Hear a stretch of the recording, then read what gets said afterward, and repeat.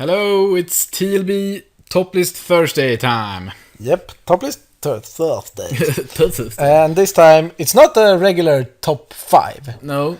So this is basically a top list over cards from Eldritch Moon that has overperformed for us during... We have been testing a lot of sealed because we're going to play Grand Prix Stockholm.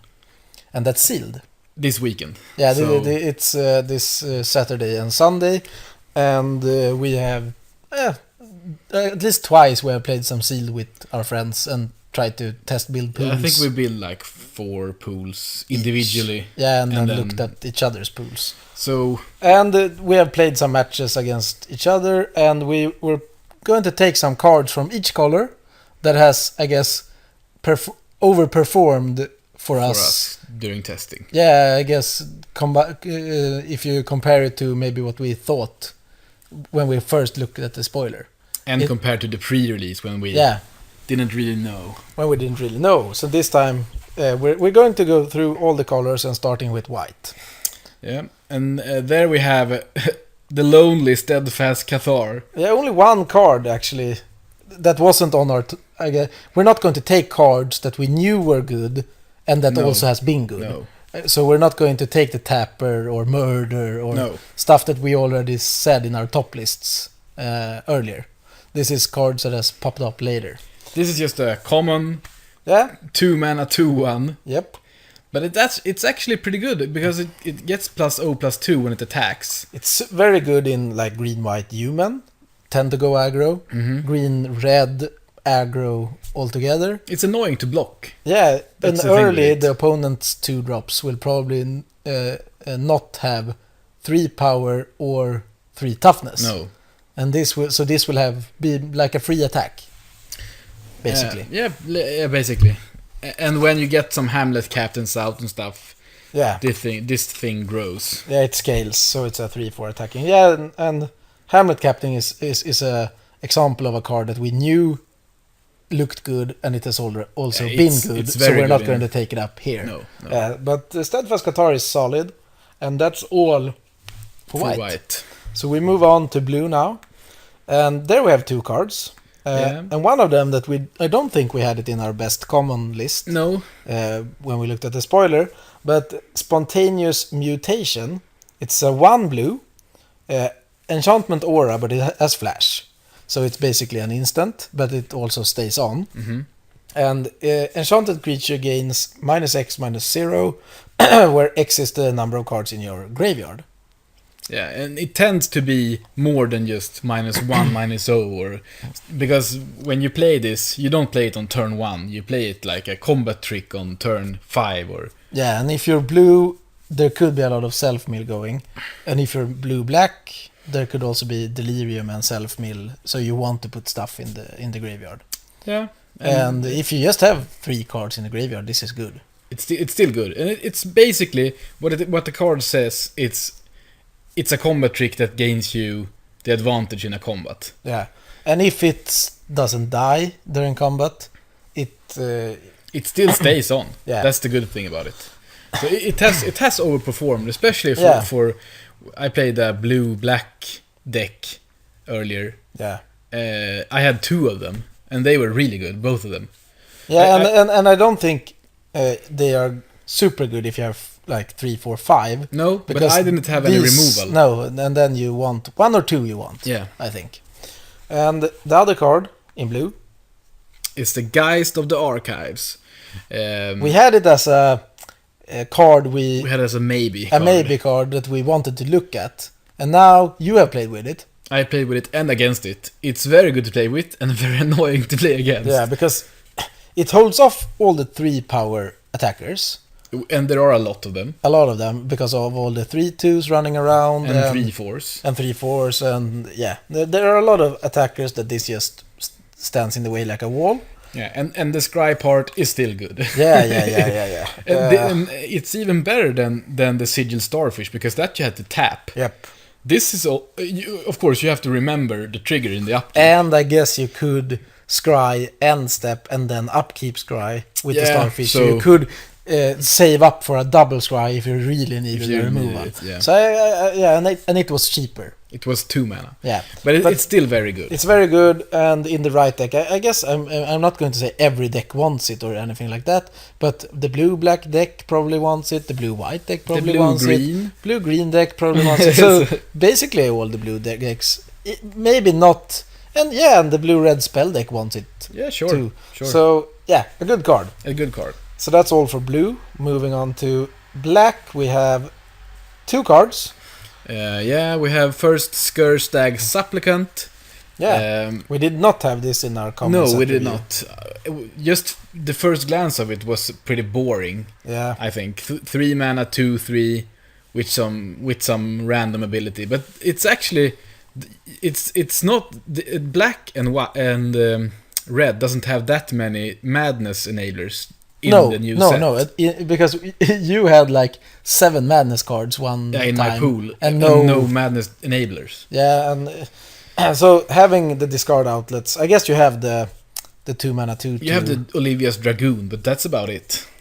Yeah, we might be forgetting something, but I guess if you play green, you have something, and this. But but there weren't many of them. No, but this was actually pretty good to have. And you don't need to have madness for it. You could just be black-red aggro. You could have 1 or 2 or 3 madness spells. Yeah. But you could also use this. Maybe you get your opponent down to 7. They stabilize. They start to build a board. And you can just tap this every turn and kill him. Yeah. Because, our friend played a draft at the local store. And he finished his opponent off, I think. Yeah, he played black-white aggro. Yeah.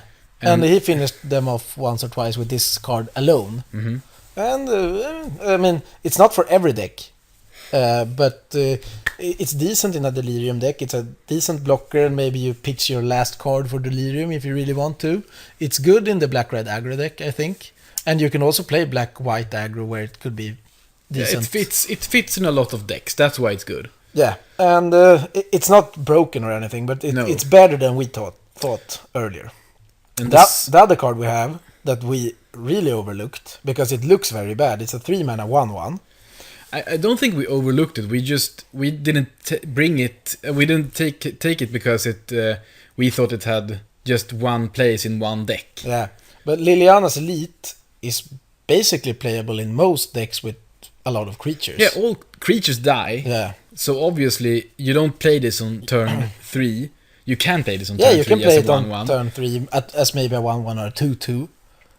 But your 2 drops will die, your other 3 drops will die, your 4 drops will die, and if you have mill yourself, self-mill, if you're lucky to have Liliana's or whatever, going for Delirium with vessels or stuff, pairing this with green. And the late top deck, it's like a 3 mana 7/7. Yeah, I played green-black yesterday, yeah, and had one of these. It was the smallest one. I had a 3/3, and I think I had like a 6/6 or something also. So, yeah. And that's one thing that we have that we know about the set now that we'll play a lot. 6/6 and 7/7 and stuff. They are very hard to kill. Yeah, there aren't many cards in the set that actually kills it. And it seems like the format. If you look at Shadows of Innistrad, it was more about synergy and build around if you wanted to go deep. But now it's basically more back to board stalls and creature fights and removal. And that's fine. But then having cards like Morkwood Necropod like as a 7/7 or this as maybe a 6/6 or something, then you have the advantage. Yeah, they can basically finish the opponent off by themselves. Yeah, and I got a 3-for-1 yesterday. They had to triple block it with 2/2s to kill it, and that's fine. Yeah. So this card I think will be very good. From black, now we move to red, and here we actually had to stop ourselves not. We had too many red cards. We already said red was the best color. We had a lot of good commons and uncommons, and we're not going to take them again. No. But still, we have 4 cards we want to mention, and we have left out cards that we could also mention. And first we have a combination of cards. We have the Thermo Alchemist and the Weaver of Lightning. So the Thermo Alchemist is fine on its own. Yeah. Even if you're not a spell deck, if you play this turn 2, it's a good blocker, and it just pings every turn. Yeah. And you get some random, you play some random hopefully spells. you have maybe 5 or 6 spells in the deck, even if you're You usually have 5 or 6 instant sorceries. But you can play a black-red aggro spell deck with a lot of removal and burn, for example, and you can obviously play blue-red still, that cares a lot about instants and sorceries.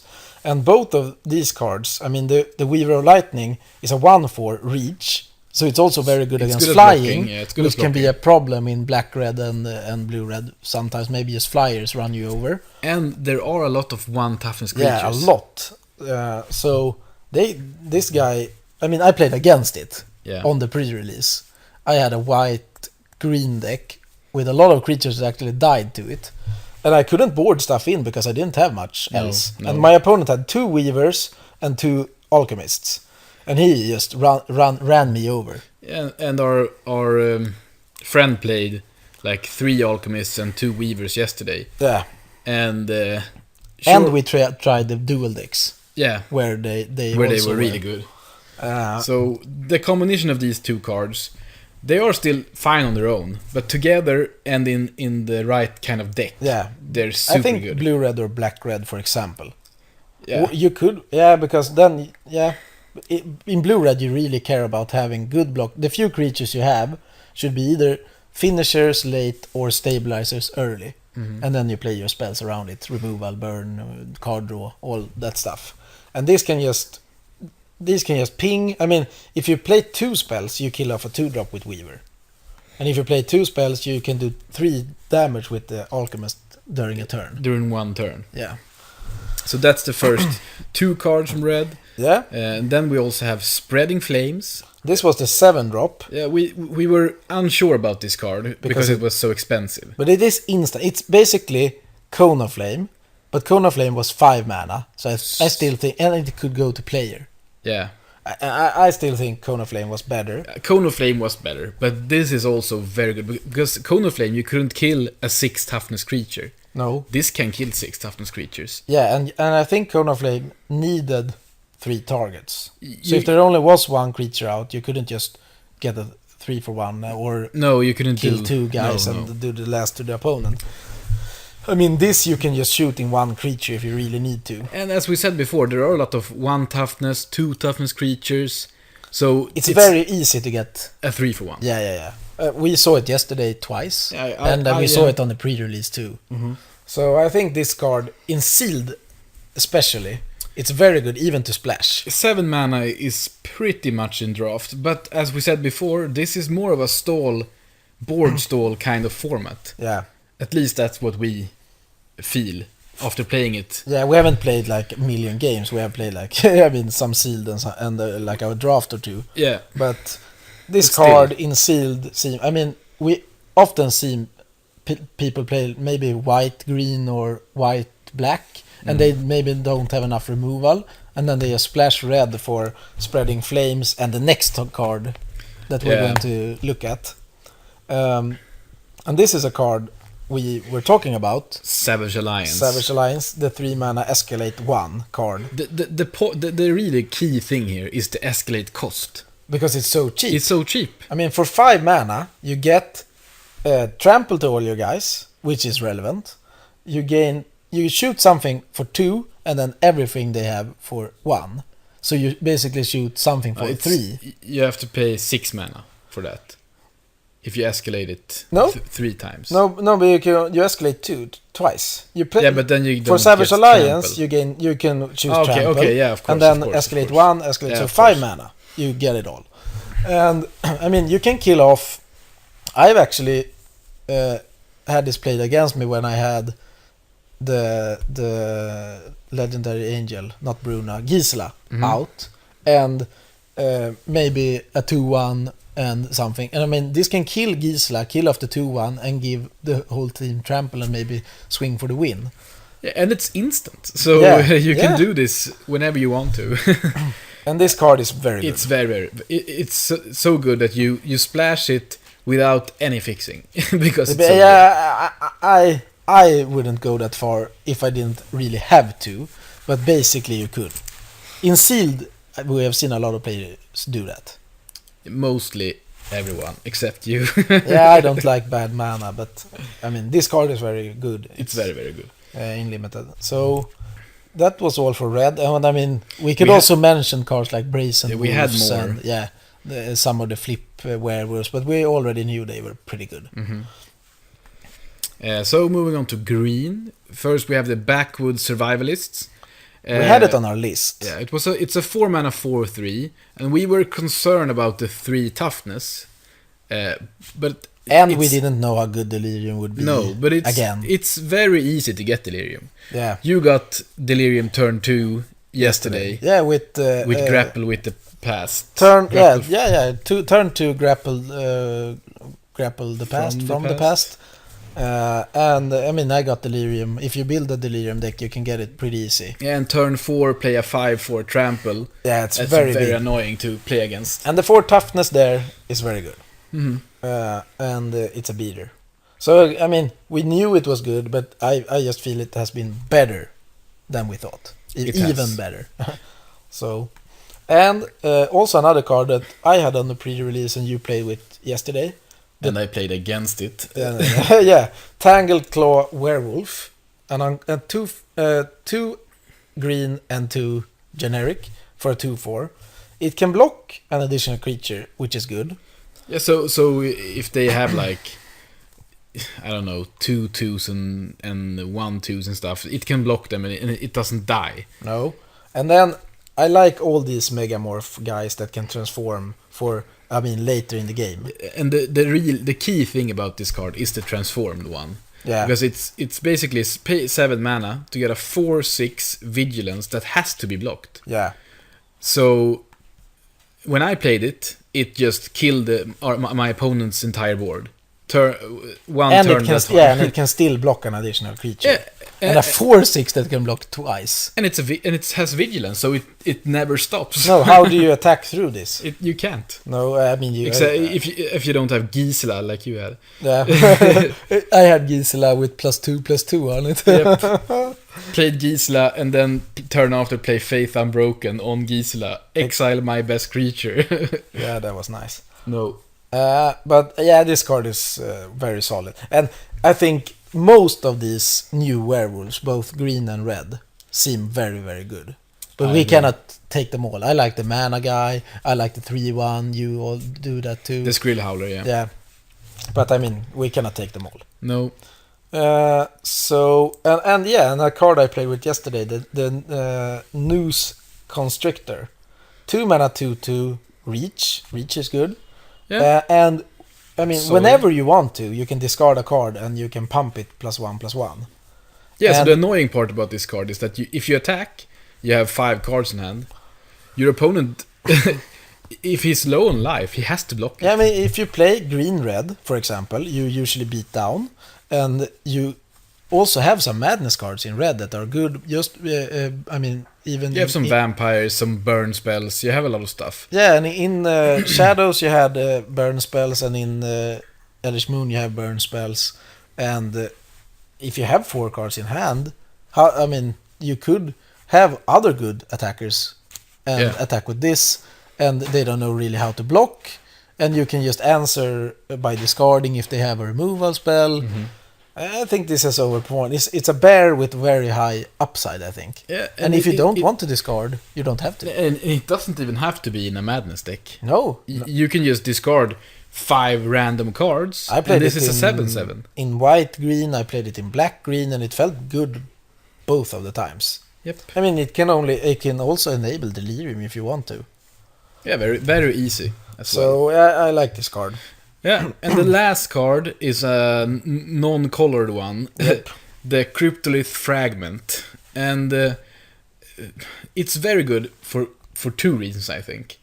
The first one is that there's not really good fixing in. I have all my sealed pools. I have complained that I don't have enough fixing. Yeah. And the one time when I got Cryptolith Fragment, it was just much better.